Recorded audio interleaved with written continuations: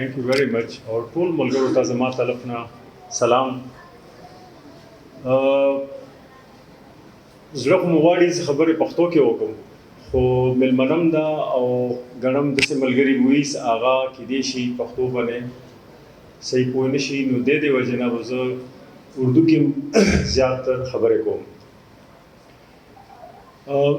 جو ٹاپک مجھے دیا گیا ہے شکریہ کے بعد پولیٹیکل سائنس ڈپارٹمنٹ میڈم اور ان کے جو اسٹوڈنٹس ہیں جنہوں نے آرگنائز کیا اس ایونٹ کو، وہ ٹاپک بہت وسیع ہے، یعنی جنگ اور امن اور اس میں جو نوجوان ہیں ان کا کردار. میں زیادہ تر چونکہ تھیوری پڑھاتا ہوں تو لامحالہ میرے ذہن میں وہی چیزیں آ جاتی ہیں. تو ایک تو میں زیادہ سے ریکویسٹ کروں گا کہ وقت کا خیال رکھیں. مجھے نہیں پتا میرے پاس کتنا ٹائم ہے، ایسا نہ ہو میں بہت زیادہ ٹائم لے لوں، تو مجھے آپ نے خبردار کرنا ہے ٹائم کے حوالے سے، ٹھیک ہے نا؟ اچھا، تو مختصر بات کی کوشش کی ہے. دیکھیں، 3 چیزیں ضروری ہیں. ایک تو کسی بھی چیز کے لیے کنسیپچول انڈرسٹینڈنگ بہت ضروری ہے کہ امن اور جنگ کہتے کسے ہیں.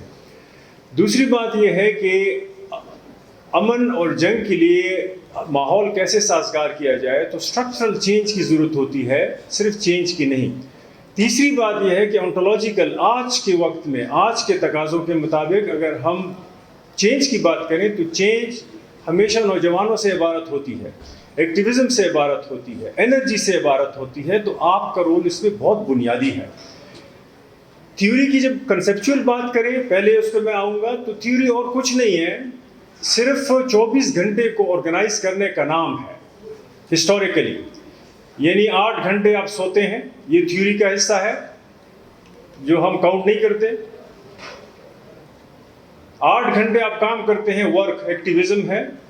اور 8 گھنٹے آپ راہ چلتے ہیں، گھر جاتے ہیں، سودا سلف لیتے ہیں، ریفلیکشن ہے. تو جو سوشل ریلیشنز آف پروڈکشن ہے، یعنی زندگی کو انسانی حوالوں سے ترتیب دینے کا جو عمل ہے، سوشل ریلیشنز آف پروڈکشن، ان میں ان 24 گھنٹوں میں یہ 3 کام ضروری ہیں: سونا، سوچنا اور عمل کرنا. لیکن اس کا مطلب یہ نہیں ہے کہ آپ ہائرارکیکل سوچیں اور کہیں کہ یہ 3 چیزیں ترتیب کے ساتھ ہوتی ہیں. نہیں، ایک کام میں بھی تینوں چیزیں ہو سکتی ہیں.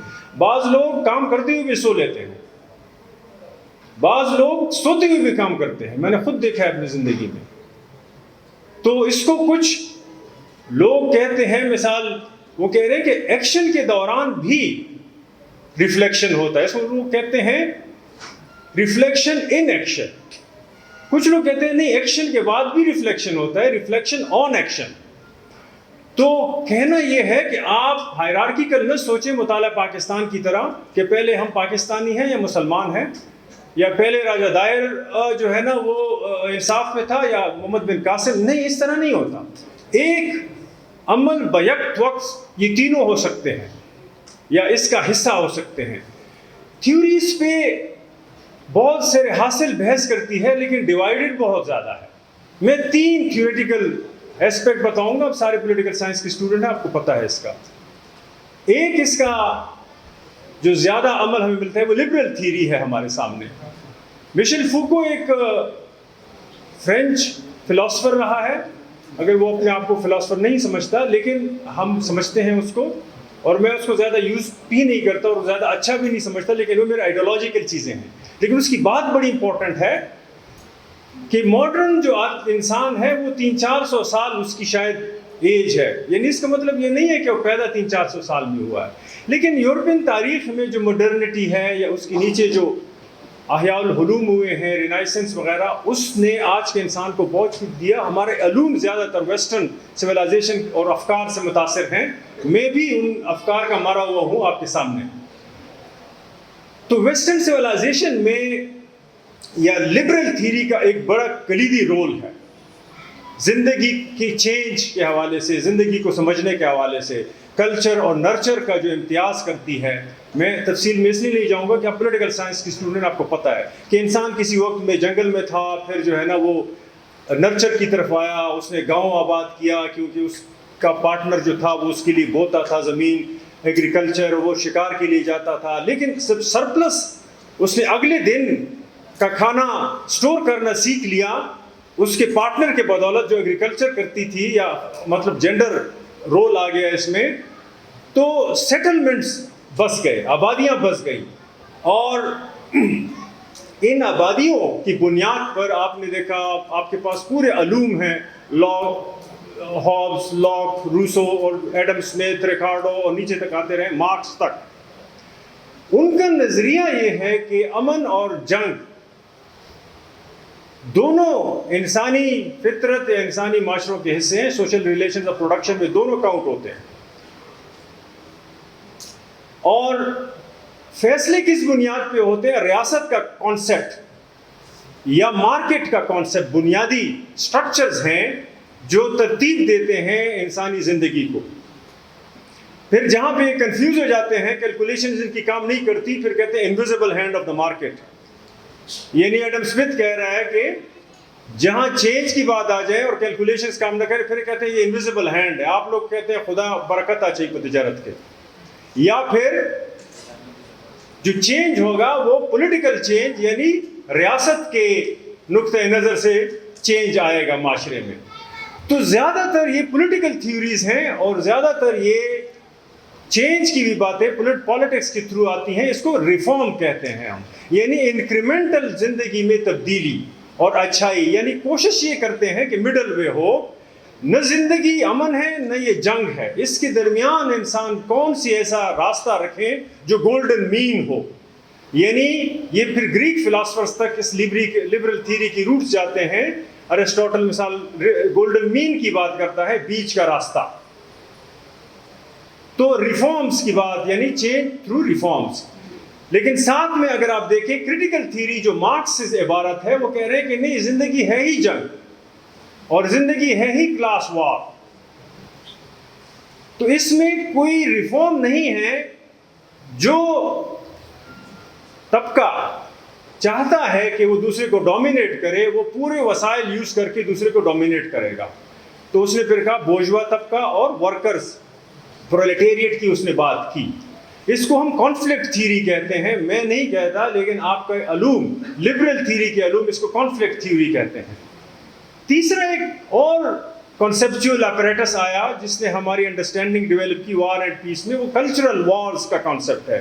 یعنی سیموئل ہنٹنگٹن نے جو تھیسس دیا کلچرل سویلائزیشنل جو کانفلکٹس ہیں ان کا 90s میں. اب اس کا مطلب یہ نہیں کہ اس سے پہلے کوئی ایسی بات تھی نہیں. کلچرز میں کانفلکٹ کو ریزولوشن کے لیے مختلف طریقے ہیں. کلچر زیادہ تر ریفلیکٹ کرتی ہے جنگ سے کنارہ کش ہوتی ہے. یعنی پچھلے جنگ ادوار میں جو جنگ بھی ہوتی تھی وہ آبادیوں سے ہٹ کے ہوتی تھی کہ ہمارے کلچرز افیکٹ نہ ہو. یعنی دو قومیں یا دو لشکر یا دو افواجیں ایک گراؤنڈ چنتی تھی، وہاں جنگ کرتی تھی، اور پھر طریقہ کار یہ ہوتا تھا، کلچر آپ کو یہ طریقہ کار بتاتا تھا کہ دیکھیں جنگ کے وقت جنگ ہے اور امن کے وقت امن کے کام ہے. یعنی وہ فوجیں پھر باقاعدہ ریچولز کرتی تھی اپنے آپ کو صاف کرنے کے لیے کہ جو جنگ ہوئی اس کے اثرات ان کے پاپولیشنز میں نہ جائیں. مثال کچھ جگہوں پہ یا ترن ڈانس آپ دیکھتے ہیں، جنگ کو تیار کرنا یا جنگ سے ریلیٹڈ ڈانس ہے. یا کچھ جگہوں پہ کچھ ایسے قبائل بھی تھے کہ جو اپنے ڈائریکٹ گاؤں میں نہیں جاتے تھے سیٹلمنٹس میں، وہ پھر آبادیوں سے پرے کچھ وقت گزارتے تھے تاکہ وہ جنگ کے جو اثرات ہیں ان کے ذہنوں سے ہٹ جائیں. سیکنڈ ورلڈ وار میں بھی ہم نے دیکھا کہ جو لوگ واپس جنگ کر کے آئے امریکہ میں، ان کو یونیورسٹیز میں ایڈمیشنز دیے گئے اور اسٹیٹ نے ان کا خرچہ برداشت کیا کہ یہ اب سویلین پاپولیشنز میں آ رہے ہیں، اس لیے ان کے ذہنوں کو صاف کرنا چاہیے. 3 چیزوں پہ میں اینڈ کروں گا. آپ کے سامنے 3 پہاڑ ہیں، 3 پہاڑ: ڈسپلیسمنٹ، ڈسپوزیشن، ایگزسٹینشل اینگسٹ، میلنکلی. تینوں چیزیں ہیں. کچھ نوجوان بھاگ رہے ہیں مجبوراً، غلط صحیح کی بات نہیں ہے، لیکن ان کے پاس کوئی پلان نہیں ہے کہ ہم باہر ملکوں میں جا کے کیا کریں گے. کچھ نوجوانوں نے یہاں زمین پکڑی ہوئی ہے، جگہ پکڑی ہے، ہمیں ڈر ہے کہ وہ وائلنٹ نہ ہو جائے.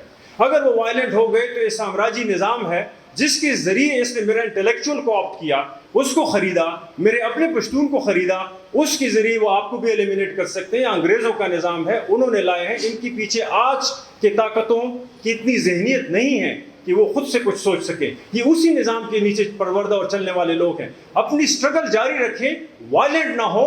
آپ کے سامنے آپ ہی کے 100 سال کی تاریخ ہے جس میں نان وائلنٹ ایک ریزسٹنس موومنٹ ہمیشہ گزری ہے. کوشش کرو کہ اپنے جسم کو ایک مورل ویلیو بناؤ.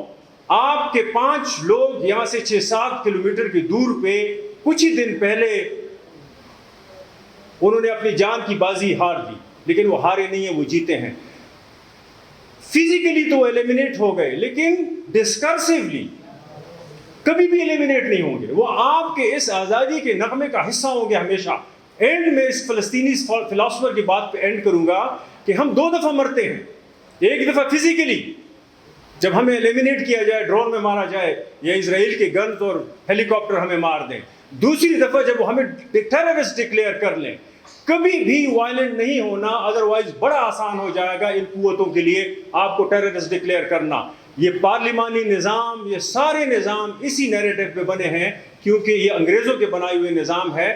آپ نے عدم تشدد کی بنیاد پر ان کو بھی آزادی دلانی ہے. یہی آپ کی جیت ہے میرے خیال میں. Thank you very much. اس کی بات بہت ہو سکتی ہے لیکن